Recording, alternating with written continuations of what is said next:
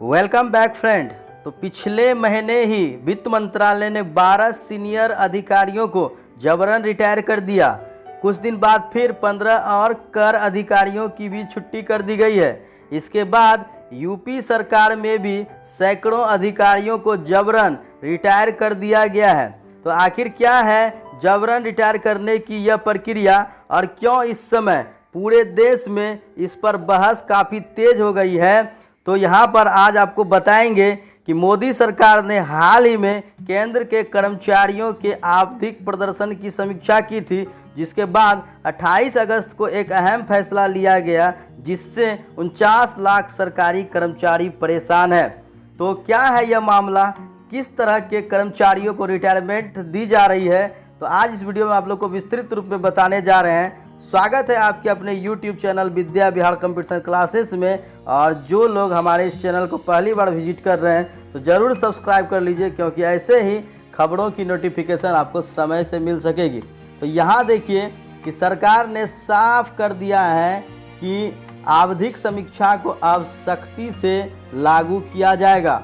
साथ ही ज़रूरत पड़ने पर जनहित में कर्मचारियों को पहले ही रिटायर किया जा सकता है।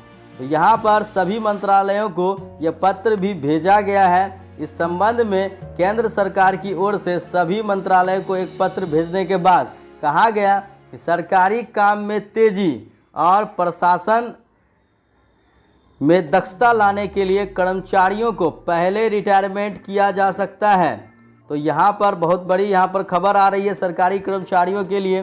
साथ ही जो पूर्व रिटायरमेंट को जबरन रिटायरमेंट से भी नहीं जोड़ने के लिए कहा गया है, यानी कि केंद्र सरकार के मुताबिक सुप्रीम कोर्ट इस संबंध में फैसला दे चुका है। यानी कि जो भी सरकारी कर्मचारी काम में तेजी नहीं ला पा रहे हैं या फिर दक्षता में कमी आ रही है, वैसे सरकारी कर्मचारियों को जबरन रिटायरमेंट दिया जाएगा। लेकिन यहाँ पर सरकार का कहना है कि यह रिटायरमेंट उनके दक्षता के आधार पर दिया जा रहा है, इसे ज़बरदस्ती के रूप में ना जोड़ा जाए। किन कर्मचारियों को यहाँ पर मिलेगी छूट, तो ये भी आप लोगों को बता दें कि कार्मिक और प्रशिक्षण विभाग ने अपने यहाँ पर ज्ञापन में कहा है कि जो आपके कार्मिक और प्रशिक्षण विभाग है उसका कहना है कि जो आपके मौलिक नियम FR 560(1)L और CCS पेंशन नियम, ये जो आपके हैं, इनके हिसाब से आपके 1972 के नियम 48 का उद्देश्य प्रशासनिक मशीनरी को मजबूत करना है। यानी कि जो भी लोग सरकारी नौकरी कर रहे हैं उनको यहाँ पर काफ़ी मजबूती से काम करना होगा।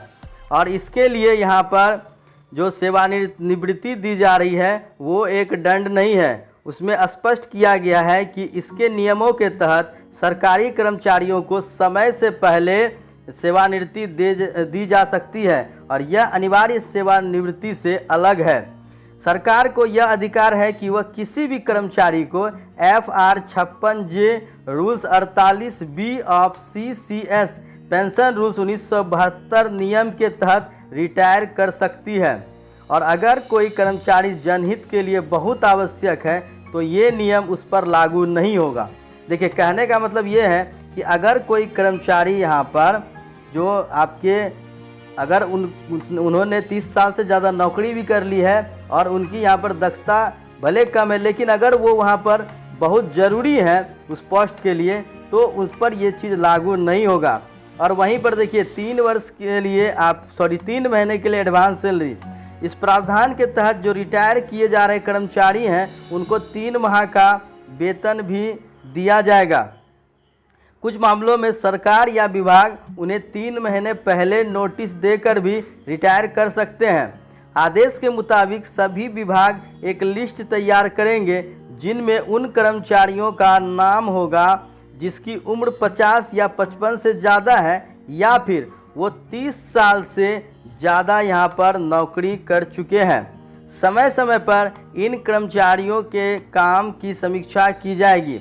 वहीं पर rules 48(1)B of CCS pension rules 1972 नियम के तहत किसी भी कर्मचारी को जिसने 30 साल की सेवा पूरी कर ली है उसे भी सेवानिवृत्ति दी जा सकती है। इस श्रेणी में वे कर्मचारी शामिल होते हैं जो पेंशन के दायरे में आ जाते हैं। तो यहाँ पर अब आप समझ चुके होंगे कि किस प्रकार से रिटायरमेंट दी जा रही है और ये क्यों ज़रूरी है और सरकार के पास इसके क्या अधिकार हैं। तो अगर वीडियो पसंद आई हो तो लाइक और शेयर ज़रूर करें। साथ ही ऐसे और भी अपडेट्स के लिए हमारे इस चैनल पर बने रहें। तो मिलते हैं एक और ख़ास इन्फॉर्मेशन के साथ, तब तक के लिए गुड बाय। जय हिंद, जय भारत।